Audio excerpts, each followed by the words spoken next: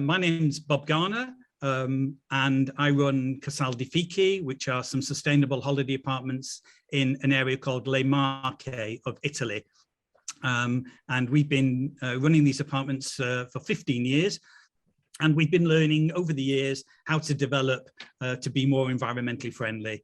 The first thing I would always say to anybody who's starting out on that process, or even some way down it, none of us are experts, none of us are perfect. We're all learning, we're all on a journey.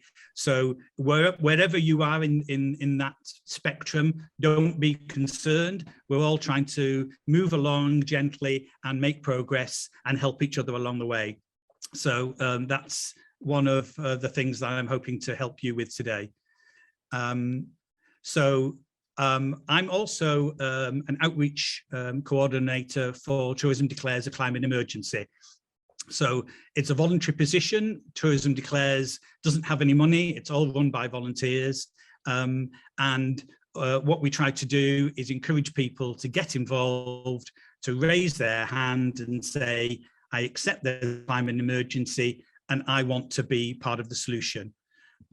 So let me know if at any point if you don't see my slides. What I'd like to do first of all is let's go back. First of all is to give a little bit of background to the topic, because many of us come to this not actually knowing some of the reasons why Tourism Declares was formed and why things are where we are in terms of the climate emergency. I hope that most of this information on this slide is not new to you and you'll be nodding saying, yes, I understand, I've seen this before. That's great. That's what I'm hoping for. But there might be the odd person who doesn't know, so we just try to take a moment. So you will remember that in 2015, the world came together, 196 countries, and agreed the climate policy at Paris. And that said that we would try and keep global warming below a 2% increase by 2050, and hopefully at a maximum of 1.5 degrees. And also at 2050 to get to net zero in terms of carbon emissions. Now, since then, earlier this year, the US, now Biden came back in, rejoined the Paris Agreement, as you'll probably know, and they committed at a conference back in April to reduce their emissions by 50% by 2030, which was great. And it was fantastic to see that country back involved, because clearly they're a key component part of making this a success. You'll know that we have the COP26 meeting taking place in Glasgow in Scotland this November. And again, 196 countries plus the EU will come together. And the purpose of that conference is, one, to get countries, and of course this is at a country level, to get countries to commit to their existing commitments and also to increase those commitments, because what we now know 5-6 years after Paris is that the commitments given in Paris will not get us to 1.5 degrees, will not even get us to a maximum of 2 degrees by 2050. We're currently on track at over 3 degrees. So what's going to happen at COP is to get countries to commit to a great deal more in terms of what they're going to do over the next few decades, and also to demonstrate that they have active, actionable plans that will work. So not just a commitment, but something they can put into place and action. So, but of course, 2050 is such a long way off. And so 2030 has also become a rallying date to involve people in, because we can envisage 2030, we can see 2030, it doesn't seem so far away. And so the milestone towards 2050 is to reach a 50% reduction in emissions worldwide by 2030. So that is a more understandable target, and one that you'll see is repeated many times as far as Tourism Declares is concerned. And this is why you'll hear that number and that date a lot more now, 50% reduction by 2030, both at an international level, at a country level, at an organizational level, at a civic society level, at an individual level, at a business level. That's key. And that is obviously, if you do the maths, works out at something like a 7% reduction each year. So, and each year you delay that, you've got to do so much more the following years. And then finally, in terms of what's happened this year, as you may recall, last month, the IPCC, the International Panel on Climate Change, produced their latest science report, their 6th report. And that was saying that literally we are humanity is on a red alert, that we haven't done enough, that we need to do a lot more. And if we don't, then we are going to reach that 3%, if not more, by 2050. So a little bit as to why Tourism Declares was formed. If we think back to 2019, tourism climate action was very slow and uncoordinated.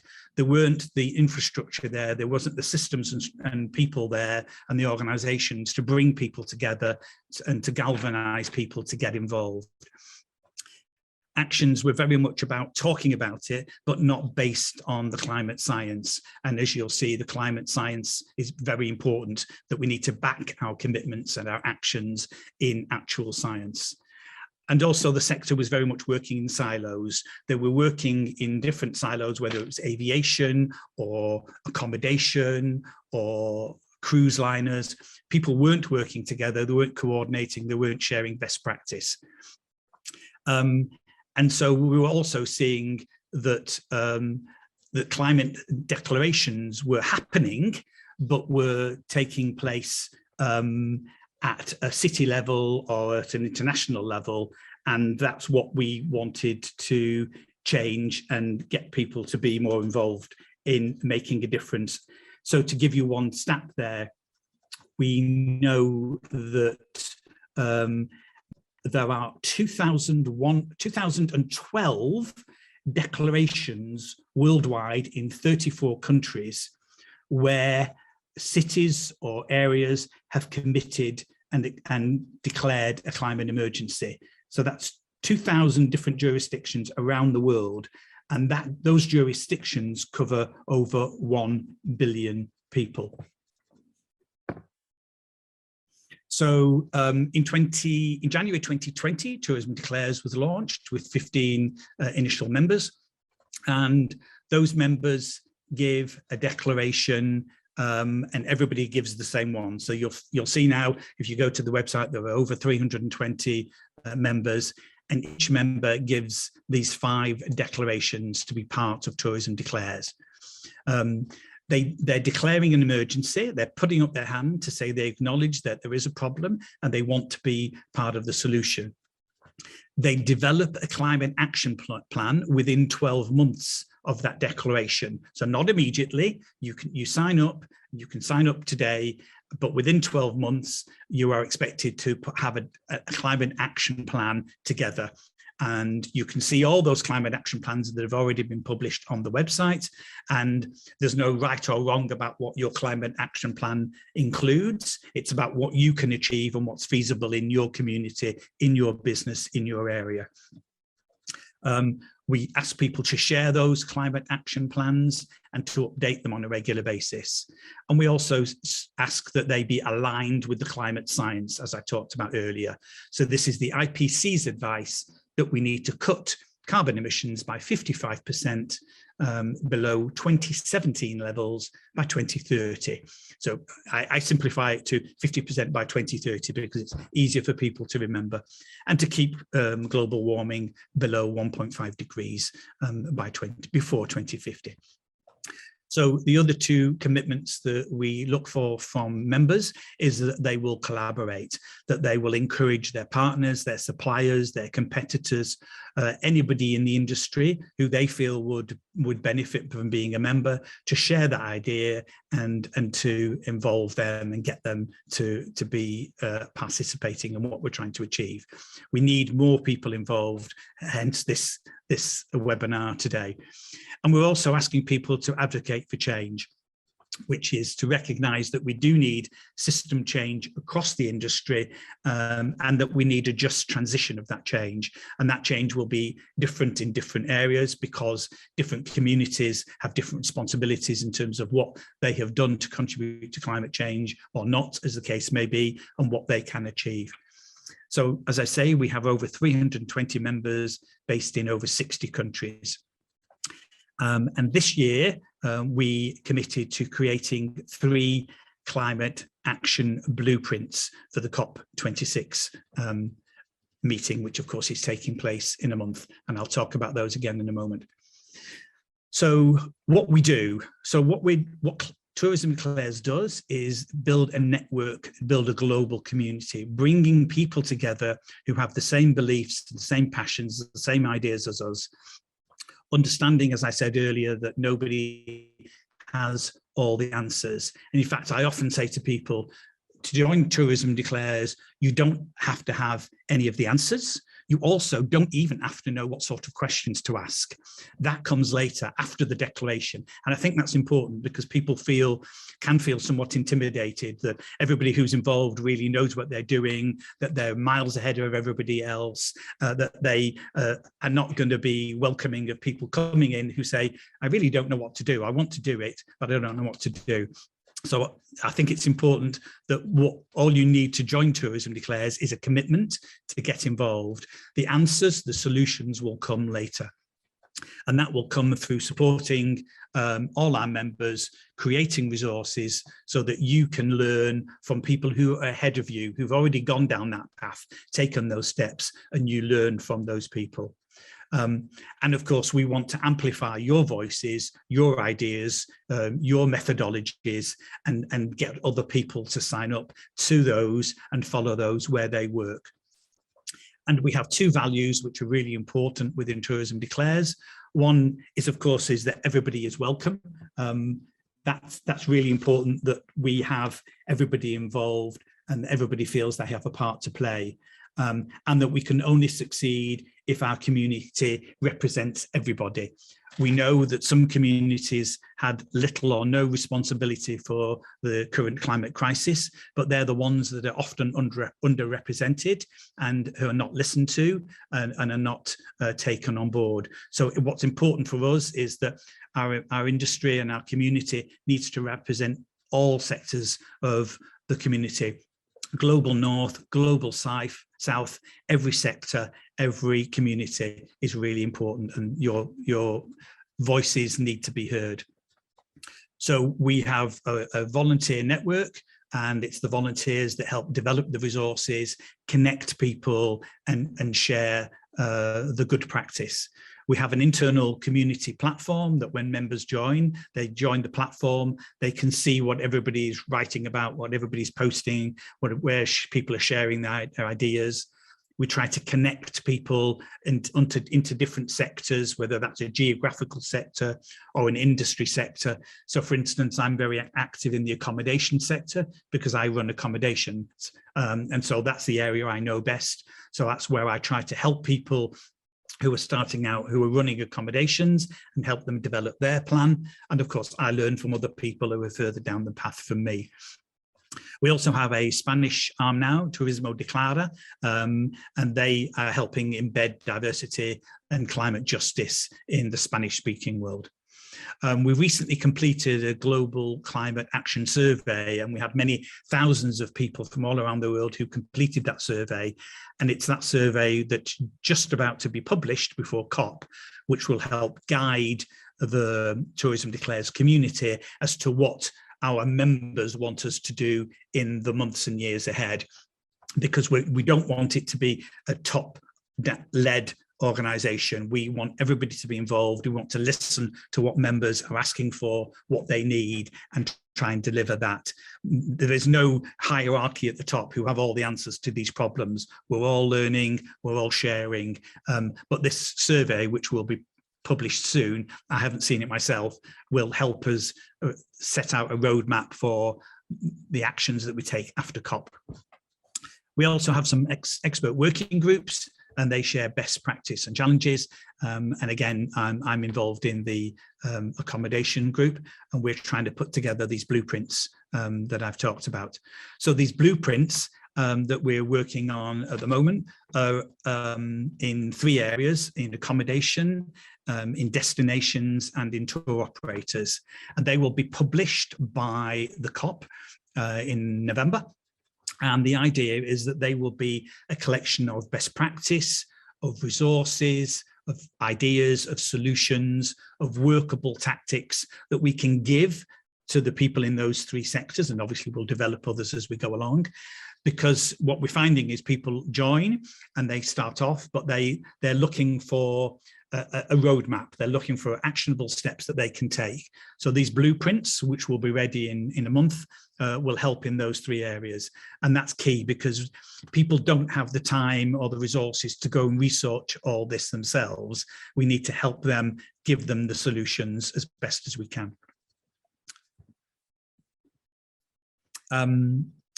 Membership across all sectors is now part of Tourism Declares. If you go to the Tourism Declares website, you'll see all those sectors. I won't read them all out, and that's just a selection of them there. But it includes everybody and every type of organisation in Tourism Declares.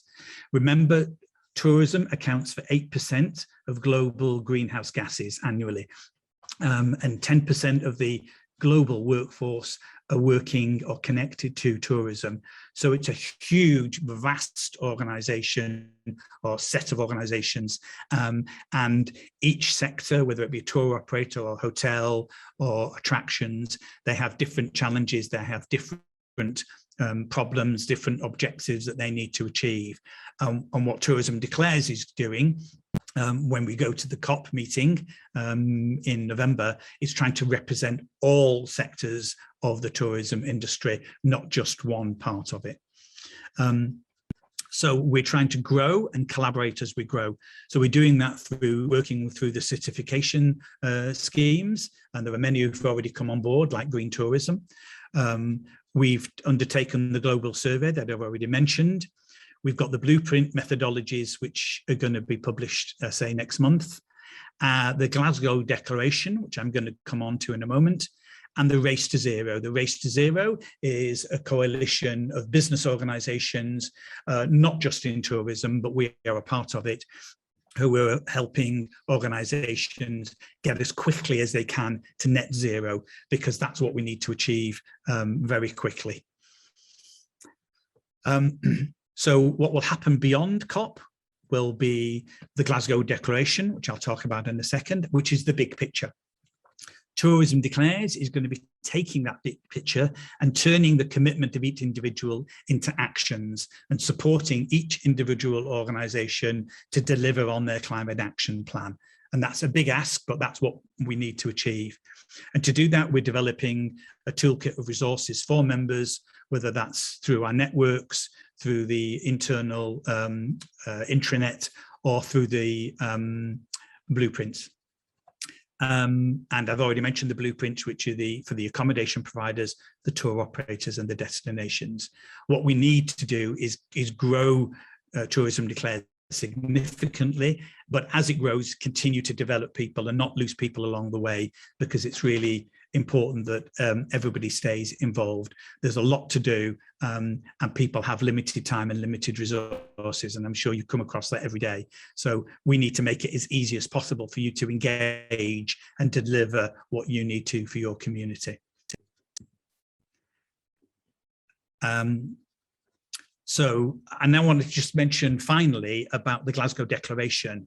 So this was launched, well, actually it was previewed yesterday, and it's a declaration that's been put together by Tourism Declares, along with a number of other organisations, One Planet, the UN, WTO, Visit Scotland, of course, where Glasgow is hosting the COP, the Travel Foundation, and others.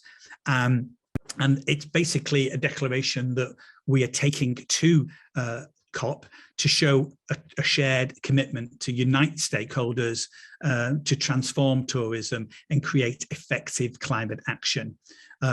Its idea is to support the goal of 2030 that I've talked about, also net zero by 2050, and obviously to keep global temperatures below the 1.5 degree that I've mentioned. These, of course, are all part of the proposals from the IPCC. And the idea is that everybody, whether you're in tourism declares or you're outside tourism declares, but anybody in tourism is going to be encouraged to read this declaration and sign this declaration. It will be launched at COP, and after we finished, I'll put a link to it in the chat so you can take a look at it for yourselves. So Tourism Declares is a member of the declaration, but this declaration brings in many other organisations and brings us together so that we can work on 5 pathways to deliver the climate action plans that I've been talking about. So those 5 pathways are measurement, and this is about making sure that we can measure our emissions on a science-based way, and that we can deliver on those emissions reductions year in and year out. Decarbonisation, which is about setting and delivering on science-based targets. And that's really crucial because offsetting can be part of the solution, but it should be subsidiary to actual absolute reductions in emissions. A lot of discussion is taking place at the moment about carbon offsetting, and it has its place, but it is not a solution. It's just a partial tool in your toolbox, if I can say that. We do need to decarbonize, and so that has to be one of the 5 pathways. The third one is regeneration, and this is about restoring our ecosystems and supporting at-risk communities, because we know some communities, of course, are much more at risk to global warming than others, possibly because of sea rise, because of global temperatures, because of wildfires, because of hurricanes, and those communities need to be supported, and biodiversity in those communities need to be supported. We also the 4th pathway is collaboration, and this is about sharing our ideas, sharing the risks, sharing the solutions, and supporting government, whether it be at an international, national or local level, to get involved. Collaboration is really crucial, and part of that collaboration is me talking to you today. It's great to talk to you and your network, and hope that you will spread the word farther after this webinar. And finally, finance. Often this gets overlooked, but we need to ensure that the network, Tourism Declares, and the wider network that I've talked about is effectively resourced and financed sufficiently so that it can meet the objectives. It's brilliant to have these fantastic objectives, but if you don't have the money to put all these things in place, you're in some trouble there. So we need to find ways in terms of finance, in terms of policy, in terms of tools, to make sure that we can deliver on these initiatives. And so those are the 5 pathways that are part of the Glasgow Declaration. And finally, I would say that in the Glasgow Declaration, it reflects Tourism Declares philosophy, is that we're looking for everybody in tourism to commit to making carbon reductions, to develop a climate action plan within 12 months of signing. And I can answer your questions on that perhaps in the Q&A. And to note that we need to reduce our emissions by 2030 and also reach net zero as soon as possible before 2050. I think I will leave it there and take questions and answers, and maybe I can share some information in the chat as we go along, if that would be helpful.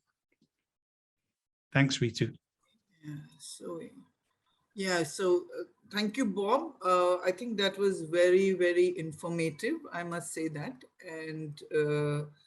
And you know, so it's interesting to know that there are already 2,000 districts that are following it. I mean, that seems like an encouraging number, to say there are 1 billion people already, it's been enacted, and there's some amount of people who are thinking seriously about it. And I totally believe it is about collaboration and community, which will take us way forward. And so, I mean, thank you so very much for enlightening us. I hope people on this platform really go through the website and sign up to it. We TOFTigers have also signed up. In fact, we did shoot out a mail to our membership also, when we did it. And it looks like one platform where seriously the world is coming together to take action. So I think it's the more and more of us join would be brilliant. So I would now invite, invite if there are any questions, we could take it up. Bob is here; he's got good experience, and so we could really utilize and make it a starting point for us. Yeah, Mandeep, please. Yeah, thank you, Bob. That is a good thing. I know I visited the site once, but this is a excellent, nutshell of the whole initiative. And given the name you have and that you're part of an outreach, I can only wish you that you garner more support as quickly as you can. But one question, could you give a glimpse of what the blueprints content might be, for example, for a tour operating sector or for the accommodation? What is the key, couple of things that you're looking at, which will be the game changers for these sectors? Yep, thank you for the question. I haven't seen the blueprints myself, so I can only give you my imagination on that. But what I would imagine will come out in those blueprints will be, first of all, measurement tools, because people need to measure where they are before they can work out where they want to get to. So certainly measurement tools will be crucial, because without that, it's very difficult to make progress. I think there will also be something around actionable steps. I'm sure there will be something around actionable steps. And, I've written for my sector, which is the vacation rental sector, and I produced, and I'm happy to share it for anybody who wants to see it, a 10-point roadmap for hosts and property managers, people who are looking after guests, of what they can do, because people get confused and don't really know where to start. So I sort of broke it down into 10 steps. If you're going to do it, here are 10 things that you can do that will make you much more environmentally friendly. So that I'm sure in each of the blueprints will also be included. And I would think that there will also be some data as well on, again, I'll speak from accommodation point of view, because what I know best is I monitor very closely the survey data, mainly from Booking.com. I don't know if anybody of you follow it, but it's super interesting if you follow it year by year, because they're asking questions to tens of thousands of people around the world about their expectations and their habits. And a lot of it is around environmental sustainability. And it's really interesting to see those numbers go up year by year about people who are looking for more sustainable travel, looking for accommodation that has more eco-friendly attributes. And so we're starting to see that ramp up. And of course, it's in the news all the time now, isn't it, about how to travel more environmentally friendly, and how to find an eco-host. So I think the data in each section of the blueprint will also be trying to highlight what's happening in the outside world and why people should get involved.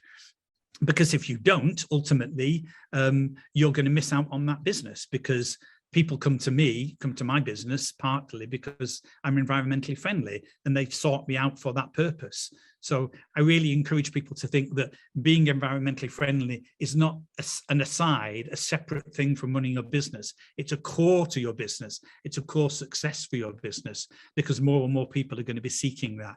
So I would imagine that will also be a component of the blueprints. But it's a great question, and it'll be interesting in a month to see what else is there. There will be other tools, I'm sure, but I don't know myself yet until it's published. Marcus, would you like to come in? Talk? Okay. Yeah? Hi. Yes. Hi, Marcus. Bob, I'm sorry I missed the early part because sadly my previous meeting overran. No But worry, we'll send you the recording. Don't worry about it. But it's lovely, lovely. I'll hear it later, and it's great to be able to join.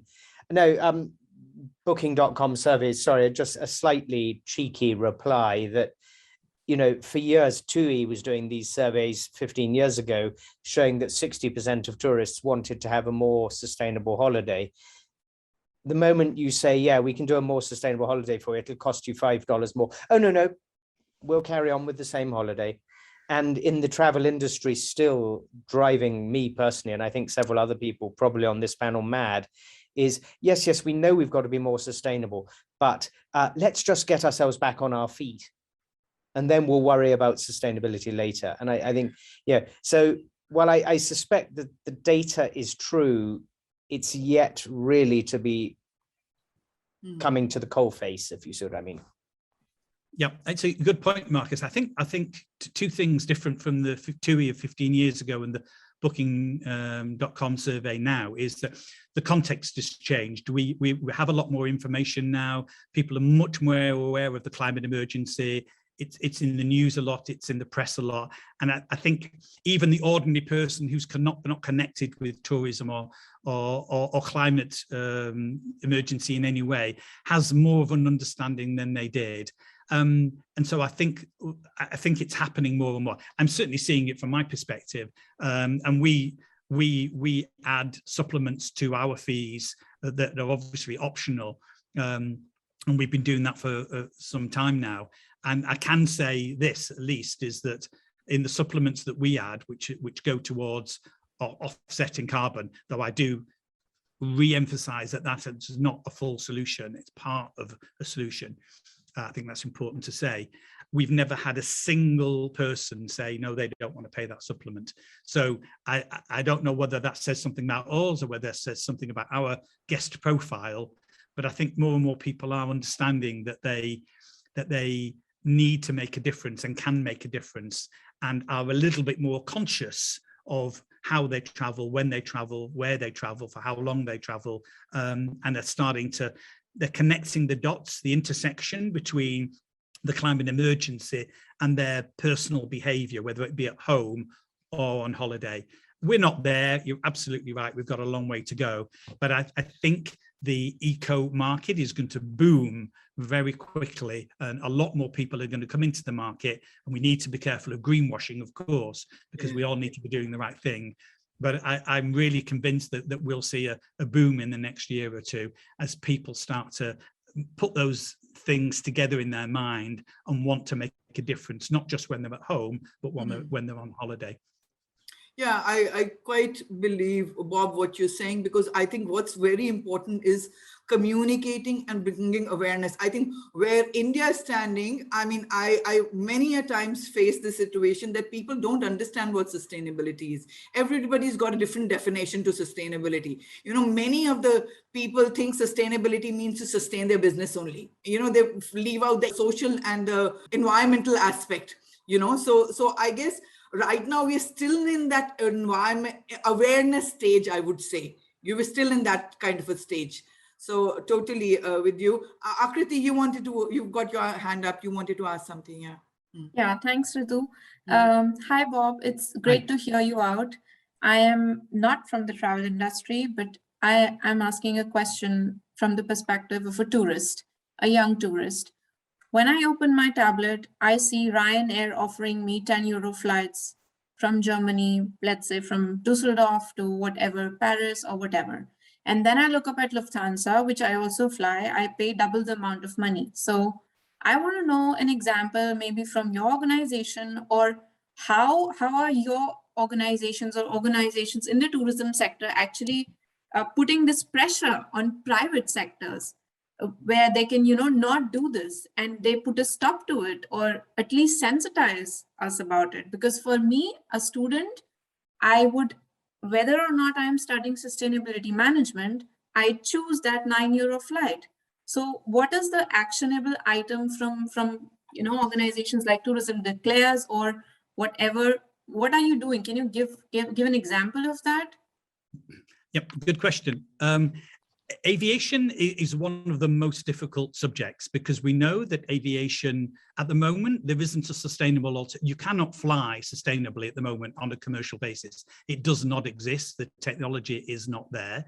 The aviation industry say and claim, and I believe some of it's true, that they're working and they're developing and it's going to change. But we're talking a decade or more before we see that at a commercial level. What we're not saying within Tourism Declares is that people shouldn't fly. You know, flying is a crucial part of tourism for many sectors of the world. If there weren't flights, you wouldn't have any clients, you wouldn't have any business. But we are encouraging people, and I think people are starting to understand it more and more, about whether they should fly as much or whether they should take one longer trip rather than 2 short trips over a year. And that's a personal choice that people make. Some of the problems around flying, I mean, certainly in the UK, which I know best, you know, there is no tax on aviation fuel where there is on other fuels. So that's a governmental incentive to these industries to continue to grow, to continue to develop and exploit and build or support building of new airports. So we do need to recalibrate and find a way that people can still fly and that flying can still support the tourism industry, because without it, a lot of it wouldn't work. So until such time as the technology is there. But you're absolutely right. You know, it's crazy. The likes of Ryanair, they're offering these $10, €20 flights, which clearly are loss leaders, clearly are heavily polluting, even though they claim to have the cleanest fleet and the best way of managing their carbon footprint. It's along with cruising, it's one of the worst things that you can do in terms of tourism. But at the moment, there isn't a solution, and I can't say that I have one for you. Okay, thanks for asking that. I think I'm also thinking about apps which could count our sustainability flying action. And I'm in talk currently with people who are trying to develop such an app. So that's where we are looking at, you know, flying with Ryanair or flying with Lufthansa. That's not what we want to achieve with that, but rather saying, oh, I fly with something which costs me twice or maybe 20% more, but it is not for a short route, which I can take also with the train. Yeah. So that's why I'm asking, because we want to have some solutions in the app where we are informing the users to pick up conscious flying choices rather than just picking a high-priced flight or an airline or something like that. Great. Yeah. I mean, I don't know anything about those apps. If they exist, I don't know. And if they don't exist, then please create one and share it with us. That would be fantastic. We're on it. Yeah. Fantastic. Well, join Tourism Declares and share your experiences, please.